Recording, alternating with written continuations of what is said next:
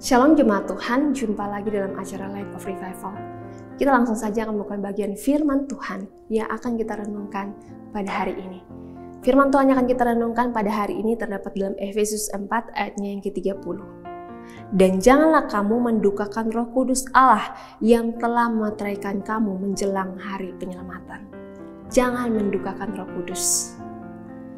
Dalam perikop sebelumnya, Rasul Paulus mengingatkan kepada jemaat Efesus agar hidup saling mengasihi.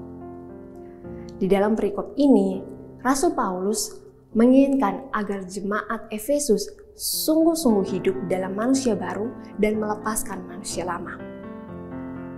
Tetapi bukan itu saja, Rasul Paulus juga mengingatkan kepada jemaat Efesus agar jangan mendukakan Roh Kudus.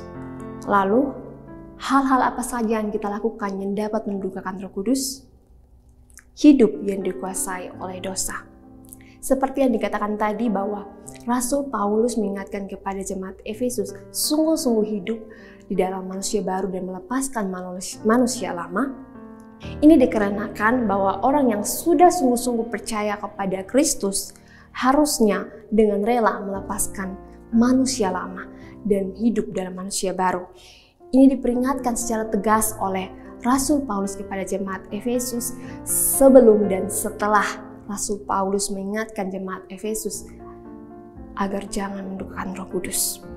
Di sini kita dapat pahami bahwa ketika hidup kita dikuasai oleh dosa, dipenuhi oleh dosa, sebagai orang percaya kita telah mendukakan Roh Kudus. Padahal Roh Kudus diberikan kepada kita untuk menolong kita, untuk mengingatkan kita, untuk menegur kita dalam kehidupan rohani kita agar hidup kita dapat berkenan kepada Tuhan dan menjauhi dosa. Tetapi jika kita mengabaikannya, maka Roh Kudus pun akan berduka. Memang Roh Kudus tidak akan meninggalkan kita. Ia akan diam di dalam kita tanpa menegur kita. Justru ini adalah hal yang tidak baik bagi kehidupan rohani kita. Karena kita sangat-sangat membutuhkan Roh Kudus. Marilah kita mengoreksi kehidupan rohani kita masing-masing. Adakah dalam kehidupan rohani kita menganggap remeh akan dosa? Atau bahkan kita melakukan dosa terus-menerus tanpa rasa bersalah? Melalui renungan ini, mari kita datang kepada Tuhan dengan sungguh-sungguh. Mau mohon ampun, mengakui akan dosa-dosa kita dan meminta kembali Roh Kudus untuk menuntun memimpin langkah kita.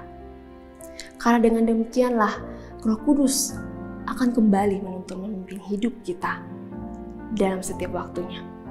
Jemaat Tuhan, memang dalam kehidupan kita sebagai orang percaya tidak akan mulus dan baik.